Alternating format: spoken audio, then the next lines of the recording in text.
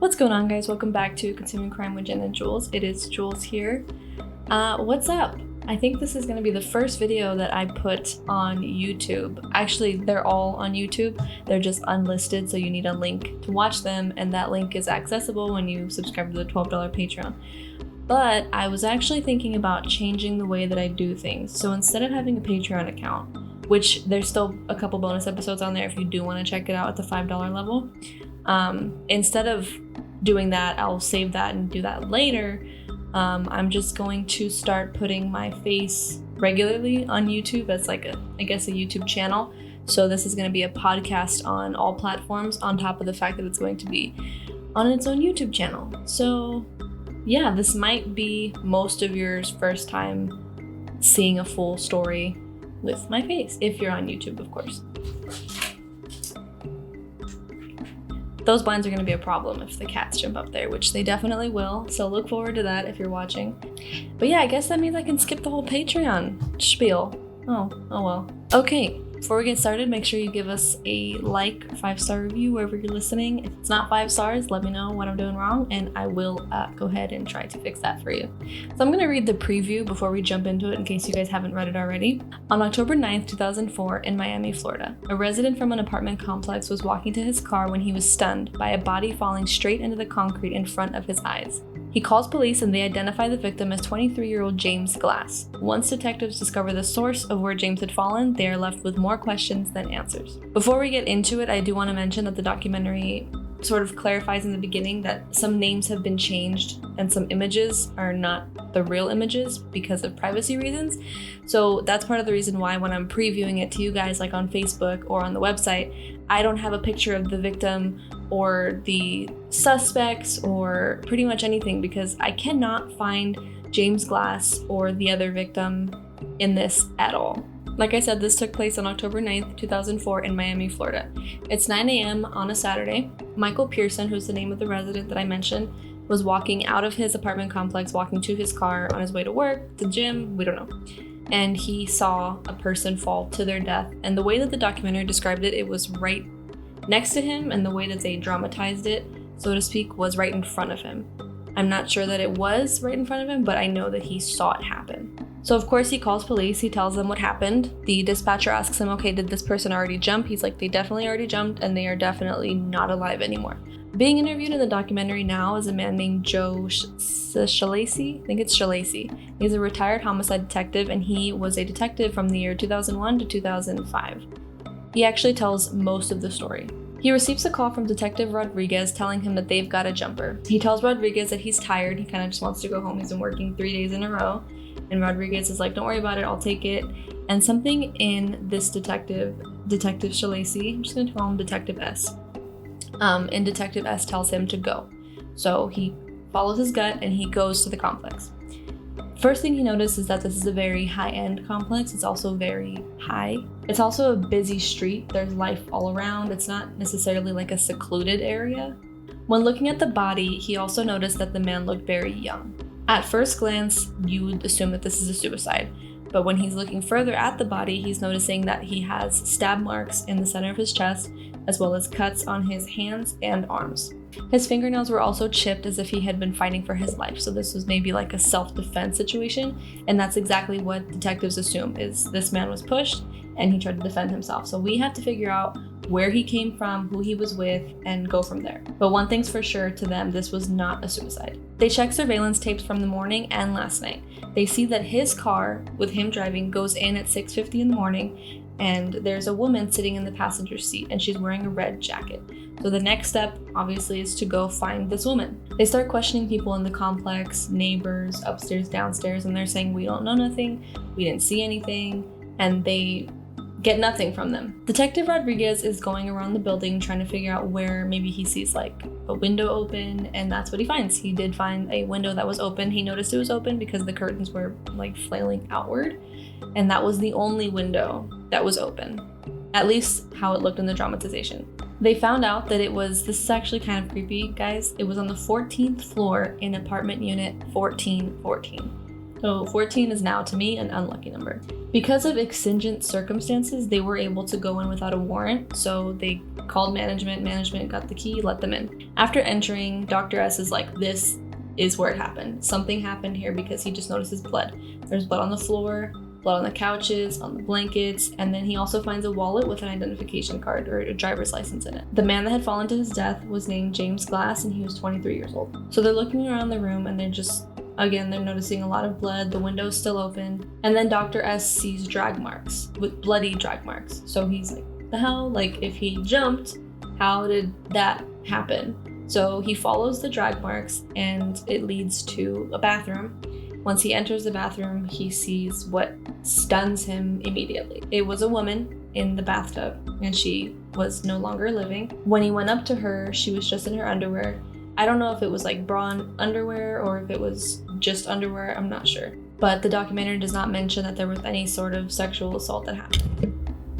If it did, it wasn't mentioned. This woman was covered in blood. It was on her head, it was in her chest, it was just everywhere in the bathroom. She had suffered blunt force trauma to the head, stab wounds to the chest, and it looked like there were markings around here as if she was strangled. Around here being her neck, in case you're listening and not watching. Detective S sees a cord that had been ripped off of like an iron. So, I mean, if you kind of put it all together, it seems like maybe somebody used the cord to strangle her, used the iron to hit her, and he also sees a pair of scissors by the sink, which would have been used as the weapon to stab her in the chest. The weird part about the scissors is, in the dramatization, it was just the scissors covered in blood, but in the crime scene photos, it looked like somebody tried to rinse the blood off the scissors, which is, I thought that was odd to me, because if you were trying to cover up the crime scene, first of all, you didn't do a very good job. Second of all, why just the scissors? Nothing else looks like it was tried, like they tried to clean it up. They find the woman's purse in the living room. Everything had been dumped out of it. So maybe this was like a robbery situation. And the second victim, the woman, was identified as Amy Hoyos. She was 26 years old.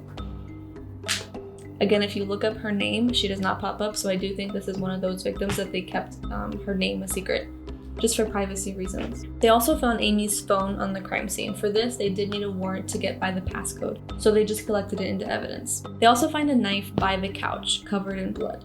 Coda! Do you want to come up here with me?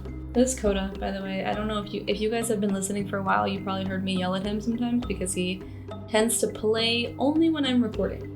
Dr. S is now talking to the family.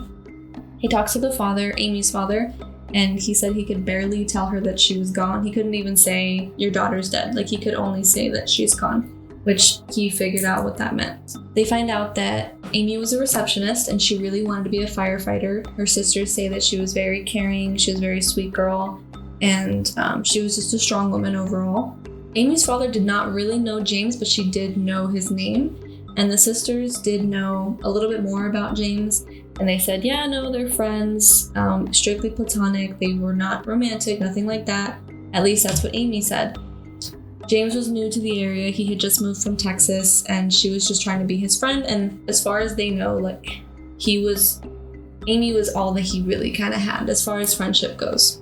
So she was like his buddy that just wanted to show him around town, I guess. Detective S calls James's family, and he finds out that they owned a real estate business, and James had moved out to start his own real estate business. James's family told detectives that James had a really big crush on Amy, and he had brought photos of her to a wedding to show them pictures of her.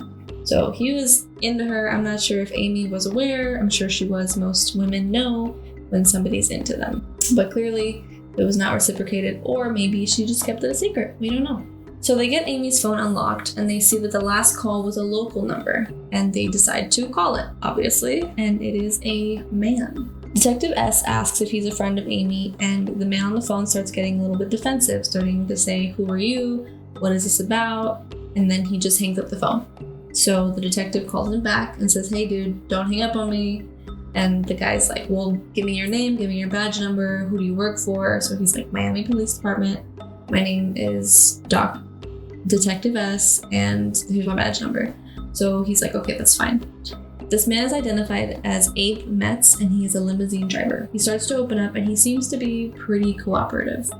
He said he only hung up because he did not know if it was a legit phone call or if it was like a scam call or something. He tells him that he met Amy because she was a club promoter, and at the time, Abe worked for a lot of high-profile celebrities, so he met her through hotel concierges. So they had a business relationship that later turned into a friendship. This call was from the night before. He tells the detective that they met up with James and this guy named Juan. Nothing seemed off about any of them. No one was upset, nobody argued, and it was just an overall good night. Abe leaves the three of them at around 1:30 in the morning because he needed to be up the next morning to be at work. Abe also tells police that Juan lives in that same complex. Detectives go back to the apartment complex and they ask management, is there a man named Juan that lives here? Luckily for detectives, there was only one Juan. His last name was Diaz and he lives on the 10th floor. So they call him, they bring him in. Juan was also very cooperative. He says that James met him at his place on the 10th floor. He tells him, dude, let's go to Players. Players, I think, was like the club that they were at. And he says Amy's gonna be there, so they decide to go to Players. They were at Players for a few minutes, and Juan saw Amy talking to a guy. The guy was Abe, who we spoke about earlier. At 3 a.m., they decided to go home and party some more. Juan says they took the back entrance, which was a little bit suspicious to me. Like, why are you taking the back entrance if you live there, unless you're trying to hide something? I don't know. I'm suspicious of everybody at this point. Amy was uncomfortable because she thought Juan was going to give James drugs, and I guess James did have a drug problem in the past, and so she told Juan, like, hey, I don't feel comfortable with you being here. I kind of feel like being like a bad influence on him. So Juan decided to leave, and he does. That's around 3:45 in the morning. Detectives say, so you admit it, you were the last person to see James and Amy alive. And much to my surprise, detective's surprise, he says, no, I was definitely not the last person to see James and Amy alive. What? He tells them the limo driver, Abe Metz, was still there when he left. So one of these two fools is lying. Detectives check the footage and they confirm Juan's alibi. At around 3:40 in the morning, the elevator tape shows that he did indeed press the down button to go to the 10th floor, and they do not see him go back up. To which my question is, couldn't he have taken the stairs back up if he knew he was going to do something malicious? Detectives call Abe back, and Abe says he's busy, he's driving a client, he can't talk right now, but the detective is like, no, we need to talk now. So he ends up tracking him down. I forgot where they tracked him down at, but they found him. So they have him in the car, they're talking to him, they're like, okay, what the hell happened? Seriously this time, like, stop playing with us. By the way, I must mention at this point, Abe is not aware that James and Amy are dead. I don't know how detectives didn't mention it, but they have not yet told him why they're questioning him. Abe ends up admitting that he was there with them that night and Juan did leave before him. And the reason he lied is because he's not supposed to be using the limo for anything personal. It's just business. So he felt like he was going to get in trouble with his job if they knew what he did, which makes sense to lie. It also makes sense that he killed both of them and lied, but we'll figure that out in a second. Abe actually left at around 6 in the morning, it seems like, because he had to be at work at 8 a.m. to drive a client around. Mind you, this murder/suicide happened around 9 a.m. in the morning, and Abe goes to work at 8. The client does confirm that he was with him from 8 to the whole day, pretty much, even at 9 a.m. So this clears Abe. Now detectives tell him, okay, your alibi clears out. We've been questioning you because Amy and James have moved on. They've passed away. And detectives describe it as he did react as if somebody that really did care about them. So this is the weird part. Abe's alibi checks out and Juan's alibi checks out. Well, Juan's alibi checks out to detectives, not to me. I still think he could have taken the stairs. Abe could have also dropped his client off somewhere, did the deed, and come back. But I just think that anybody could have done it. I'll tell you guys, what really happened stunned me and shocked me. Moving forward, I think you guys will be able to piece together what happened before I even say it. Detective goes back to talking to Amy's family, and Amy's mother did account saying that she was a little bit worried about James. She always thought he was a little bit off, and he seemed to be a little bit obsessed with her daughter. With that in mind, the detective goes back to the apartment, and instead of looking at the physical evidence, he now wants to look at James's lifestyle. What kind of guy was he? He goes in, he sees that there's obviously the mess from the crime scene. And he also sees that there's like a clothing mess in his room. Like clothing was just like thrown everywhere. I don't know when this happened. Maybe he was going to try to move out of the country. No idea. And then he notices another room where everything was neat. Like everything was in plastic bags. They were all separated like 2 inches apart, the hangers. And I don't know why he mentions this. He says it made him feel like he was living a double life, which again, I don't know why that would indicate such a thing. Maybe that makes sense to you guys. While he's looking around the apartment, Detective Rodriguez gives him a call and he says, "Hey, James's father just called me and he said that he did receive a voicemail from James the morning of the murders." You guys, this voicemail turns this case upside down. In the voicemail, it shows it in the documentary, but I'm not sure if it's the actual voicemail or a dramatization. I'm going to assume it's a dramatization because I think it would have said actual audio footage if it was real. But in the message, they describe it as he sounded very depressed and he sounded defeated. He says, "You always fix my messes, Dad, but this is one mess that you cannot get me out of and you cannot fix." His father tells detectives that he also had a recent breakup in Texas, which is probably another reason why he moved to Miami, Florida. And he took that breakup very badly. He also had a history of having a really bad temper. So, Detective S is now thinking, all right, James killed Amy and then killed himself. What about the defensive wounds? So let's get into that. He goes to the autopsy, what is it called? The doctor that performs autopsies, I'm not sure what they're called. And they find that the cuts on his arms were not defensive. They were actually cuts from the palm trees when he had fallen down. And they know that because they found plant material in the cuts. The cuts on his wrists appeared to be self-inflicted. One of the most shocking things that I had heard was the stab wounds. I was like, what about the stab wounds in his chest? I know this dude did not stab himself. They were only about 1/2 inch deep, which means that he did in fact self-inflict those stab wounds on his chest. And his official cause of death was the blunt force trauma from the fall. They also assumed that he ran out of the window as opposed to just like going over and falling, because there was 2 drops of blood on the balcony, which indicates that it must have been very quick. So this is what detectives think happened. They say that he probably made a move on her, to which she was like, it's not like that. I don't want to be with you like that. And he just snapped and he couldn't handle being rejected. So he took the scissors. This all happening in the living room couch, by the way. On the living room couch. He takes the scissors, stabs it into her chest 2 times. This was not enough to kill her. Then he takes the cord from the iron, tries to strangle her with it. This either doesn't work or he gives up, so he just takes the iron and he hits her over the head with it. And that is what ends up killing her. At that point, he takes her into the bathtub, which maybe is when he tried to clean it up. Remember, like I said, the scissors looked like they had been rinsed off. And he just decides, like, I can't clean this up. I can't do this anymore. Life is not worth living. So he cuts his wrists. Doesn't work. He tries stabbing himself. It doesn't work. And then that's when he calls his dad, was after he stabbed himself. I'm not sure how they figured out it was after he stabbed himself, but that's what they say they think happened. And leaves that voicemail. And then he just runs off of the balcony. And, he did a terrible, terrible, terrible thing. I can't imagine what his father was thinking. Like, what if I would have answered that phone call? I am curious to know what would have happened if he did answer the phone call. Maybe it's better that he didn't, because God forbid he did try to clean up the mess and then we wouldn't ever know what happened to Amy. That's the story.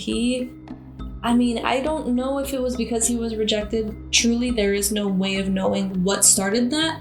But the craziest part is Abe was with them. Like, just, if he left at 6, just a couple of, he left at 6, which means that Amy and James must have left to go get food or something. Because remember, the video surveillance footage was from 6:50 in the morning. And they looked to be in a good mood. But again, I think the footage was a dramatization. I don't think it was real footage. They went back upstairs. And I don't know. It makes me think, like, well, what if, like, she would have just left earlier, left the night before? If this was like a rising, like if this was building up for a long time, it would have happened inevitably unless she decided to just leave him. But I'm honestly very surprised that Abe and Juan did not notice anything like creepy or obsessive or violent, unless they just brushed it off. It sucks thinking like what could have happened, how to avoid it, but the fact of the matter is this unfortunate event did happen. You know, rest in peace to Amy. And I don't know if I should say rest in peace to James because he's a cold-hearted murderer, but you know, that's not even their names. I don't know their names truly. So yeah. Also, I forgot to mention the source of today's episode was the American detective with Lieutenant, I don't know his name, I'll find it. It is on Discovery Plus, and I will be continuing to cover that series. But yeah, that was the case. It's murder-suicide. I was surprised. Let me know if you guys were surprised. Let me know if you have any questions, and I will look into it and answer it in the next episode as far as the case goes. Also, let me know what you guys think. Why do you think he snapped? Do you think it was rejection? Do you think it was something entirely different? Other than that, thank you for consuming crime with me today, and I will see you guys next week, or you'll listen to me next week, depending on if you're on YouTube or not.